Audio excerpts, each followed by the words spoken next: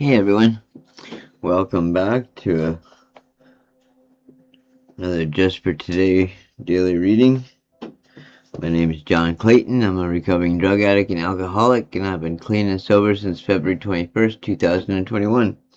And it's April 14th. A new vision. Do we really want to be rid of our resentments, our anger, our fear? Basic text, page 33. Why do we call them shortcomings? Perhaps they should be called long-goings, because that's often what it takes for them to fade from our lives. Some of us feel that our shortcomings are the very characteristics that saved our lives when we used.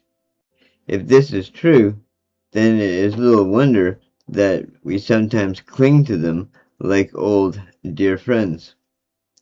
If we are having trouble with resentments, anger, or fear, we may want to envision what our lives would be like without these troubling defects. Asking ourselves why we react in a certain manner can sometimes root out the fear at the core of our conduct. Why am I afraid to step beyond these aspects of my personality? We ask ourselves. Am I afraid of who I will be without these attributes?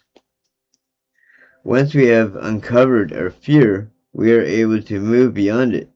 We try to imagine what our lives could be like without some of our more glaring shortcomings.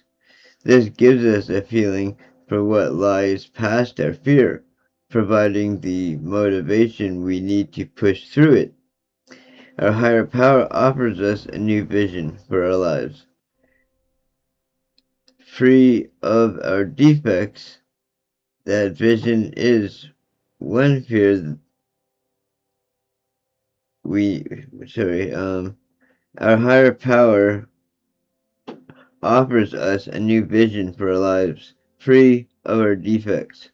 That vision is the essence of our own best, brightest dreams for ourselves. We need not fear that vision. Just for today, I will imagine what my life would be like without my character defects. I will ask for the willingness to have God remove my shortcomings. Amen to that. Being by myself, and I mean when I did my steps, I mean that helped me a little bit figure out what my shortcomings were, or at least to be aware of which ones I even need to work on, or to to ask God to take them, to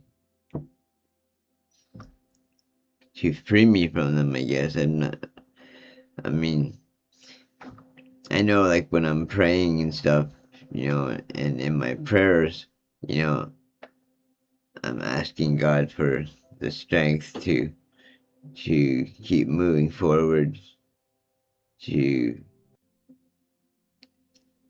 avoid any desires that may be lingering in my subconscious.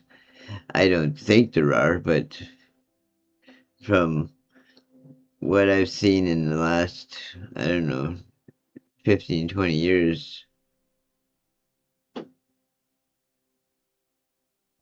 the craziest things happen, and 9 out of 10 of those people just don't know why it happened, or why they did what they did, or carrying on with something without the awareness of what you're doing until it's either too late or you're in mid whatever that might look like.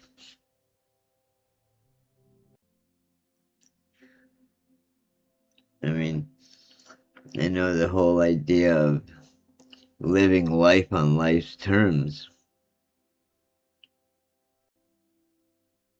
I mean, when I was in my active addiction and, thinking the worst all the time and, you know, with that whole idea of everything happens in threes and sometimes it was for the positive, most times it was for the negative, but it was always in threes, which seemed kind of weird.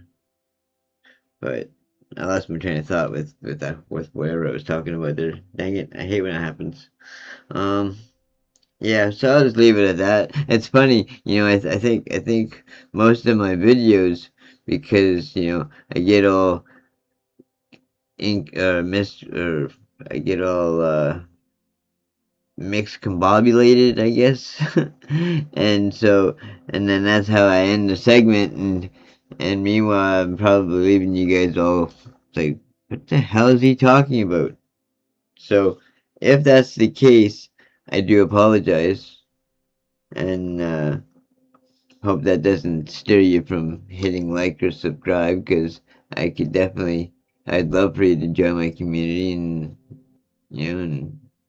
let's support the idea of recovery and being sober, and life is so much better, and I wish I could have figured that out so long along. I don't know what I'm trying to say. So on that note, thank you for joining me, everybody. I appreciate all of you. If nobody's told you today that they love you, well, I love you, and I'll see you again real soon. Okay? Bye for now.